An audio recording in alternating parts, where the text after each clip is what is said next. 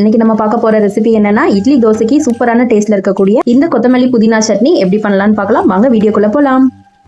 First ஒரு கடாய் heat ஆனதும் 2 table spoon அளவில் எண்ணெய் சேர்த்துக்கோங்க. எந்த எண்ணெய்னாலும் நீங்கள் சேர்த்துக்கலாம். இது கூட 1 டேபிள் ஸ்பூன் அளவில் கடலைப்பருப்பு, அதே 1 டேபிள் ஸ்பூன் அளவில் உளுந்தம்பருப்பு சேர்த்துக்கோங்க.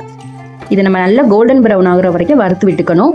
இது எந்த அளவுக்கு கோல்டன் ப்ரௌன் ஆகுற வரைக்கும் நம்ம வறுக்கிறோமோ அந்த அளவுக்கு சட்னியோட டேஸ்ட்டும் சூப்பராக இருக்கும். பாருங்க, இந்த அளவுக்கு நல்லாவே கலர் சேஞ்ச் ஆகணும். இப்போ நம்ம இதை எடுத்து ஒரு பாத்திரத்தில் மாற்றிட்டு அதே எண்ணெயிலே நான் ஒரு பெரிய வெங்காயம் கட் பண்ணி சேர்த்துக்கிறேன்.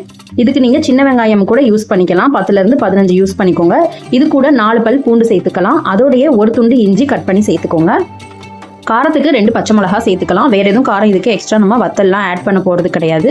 மிளகாய் வத்தல் ஆட் பண்ணிங்கன்னா சட்னியோட கலர் சேஞ்ச் ஆயிரும். அதனால நீங்கள் பச்சை மிளகா மட்டும் யூஸ் பண்ணிக்கோங்க. இப்போ இது நல்லா ஓரளவுக்கு வதங்கி கலர் சேஞ்ச் ஆனதும் நம்ம 1 கைப்பிடி அளவு புதினா, 1 கைப்பிடி அளவு கொத்தமல்லி சேர்த்துக்கலாம். நல்ல கையில் இறுக்கமாக பிடிச்சி எடுத்தீங்கன்னா 1 கைப்பிடி அளவு எடுத்துக்கோங்க. கொத்தமல்லி புதினா சேர்த்ததும் நிறைய தெரியும், வதங்க கொஞ்சமாயிரும். இப்போ 2 நிமிஷம் நல்லா வதக்கி விட்டுக்கோங்க. வதக்கி விட்டதும் பெரிய நெல்லிக்காய் சைஸ் அளவில் புளி எடுத்துக்கோங்க. வேற எதுவும் தக்காளியில் நம்ம சேர்க்க போகிறது கிடையாது. புளி சேர்த்துட்டு கொஞ்சமாக உப்பு சேர்த்து வதக்கிக்கலாம்.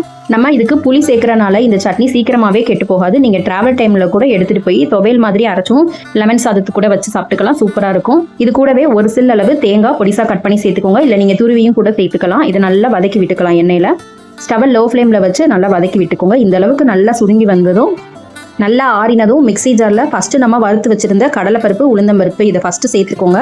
அதுக்கப்புறமா நம்ம வதக்கின புதினா, கொத்தமல்லி இதெல்லாம் சேர்த்துட்டு நல்லா தண்ணி ஊற்றி அரைச்சிக்கோங்க.